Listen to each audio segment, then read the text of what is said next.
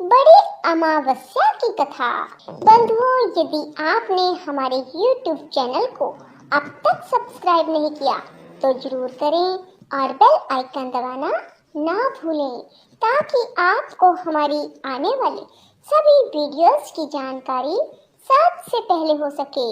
बंधुओं, वीडियो को पूरी सुनने के बाद कमेंट बॉक्स में जय शिव शंकर भोलेनाथ, जय विष्णु भगवान की, जय अमावस माता की जरूर लिखें। बोलो अमावस्या माता की जय हो, शिव शंकर भोलेनाथ की जय हो, विष्णु भगवान की जय हो। एक नगरी में एक राजा राज्य करता था।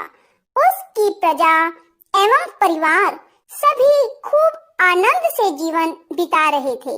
राजा की रानी बहुत ही धार्मिक विचारों की थी और वह प्रजा से भी बहुत प्रेम करने वाली थी। दोस्तों, राजा के महल के सामने एक साहूकार की हवेली थी। राजा की रानी और सेठ की पत्नी में बहुत गहरी मित्रता थी। रानी सारी प्रजा से बहुत प्रेम करती थी। एक दिन साहूकार की हवेली से साहूकार की पत्नी के रोने की आवाज आने लगी। साहूकार की पत्नी बहुत जोर से विलाप कर रही थी। रोने की आवाज जब रानी ने सुनी तो उसने अपने पति से पूछा कि ये रोने की आवाजें कहाँ से आ रही हैं और जो भी है वो क्यों रो रहा है। तब राजा ने कहा, सेठ का पुत्र मर गया है। तो सेठ की पत्नी अर्थात लड़के की माँ बहुत दुखी है और वह जोर जोर से विलाप कर रही है। तब रानी ने कहा कि दुख क्या होता है। उसने राजा से कहा, महाराज वह क्यों रो रही है। राजा को समझ नहीं आ रहा था कि रानी को किस प्रकार समझाऊं कि दुख क्या होता है। रानी फिर से बोली। जब राजा ने रानी से कहा, जब तुम्हारा बेटा मरेगा तो तुम्हें मालूम हो जाएगा कि दुख क्या होता है। तुम अपने बेटे को मार दो तो पता लग जाएगा कि दुख क्या होता है। तब रानी ने क्या किया कि अपने बेटे को महल से नीचे गिरा दिया। भगवान की कृपा से बेटा किसी ढेर पर गिर गया और उसको खरोंच भी नहीं आई। तब रानी अपने कुंवर को देखने नीचे आ रही थी कि उसने देखा कि उसका बेटा सामने से आ रहा है। यह देख राजा भी दंग रह गया कि इतने ऊपर से गिरने के बाद भी उसके बेटे को खरोंच तक नहीं आई। रानी ने फिर राजा से पूछा, महाराज दुख क्या होता है, बताइए ना, दुख क्या होता है। तब राजा ने कहा कि पड़ोसी राजा के सैनिक युद्ध कर रहे हैं और मैं भी युद्ध में अकेला ही लड़ाई लड़ने के लिए जाऊंगा और जब मेरे मरने का समाचार सुनोगी तब तुम्हें दुख का एहसास हो जाएगा। तब राजा ने युद्ध के लिए प्रस्थान किया, लेकिन भगवान और अमावस माँ की कृपा से लड़ाई जीतकर राजा अपने घर वापस आ गया। अब राजा को भी आश्चर्य होने लगा कि क्या कारण है कि रानी को मैं एहसास ही नहीं करा पा रहा कि दुख क्या होता है। तब राजा ने रानी को बुलाकर कहा कि अब हम गंगा माँ की यात्रा के लिए जाएंगे, तुम तैयारी शुरू कर लो। वहाँ जाकर मैं गंगा जी में कूद जाऊंगा, तब तुम्हें दुख का एहसास जरूर होगा और तुम्हें पता लगेगा कि दुख क्या होता है। तब रानी ने गंगा यात्रा की तैयारी शुरू की और आवश्यक सामान और भोजन सामग्री की तैयारी कर ली। तब उन्होंने यात्रा के लिए प्रस्थान कैलाश प्रिय से कहा कि सती, आज मैं कलयुग में तुम्हें सुखी आत्मा के दर्शन कराऊंगा। शिव जी ने बकरे का और पार्वती ने बकरी का रूप धारण किया और वे दोनों एक बावड़ी के पास घास चरने लगे।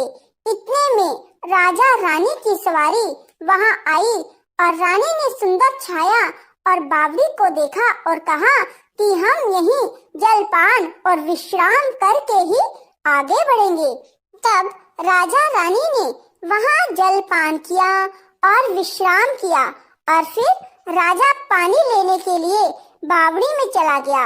बकरी के रूप को धारण किए हुए पार्वती माता ने शिव जी से पूछा, स्वामी, इस रानी को दुख देखना है तो वह किस प्रकार दुख देखेगी?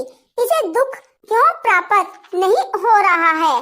रानी ने बकरा बकरी को मनुष्य की भाषा में बोलते हुए सुना।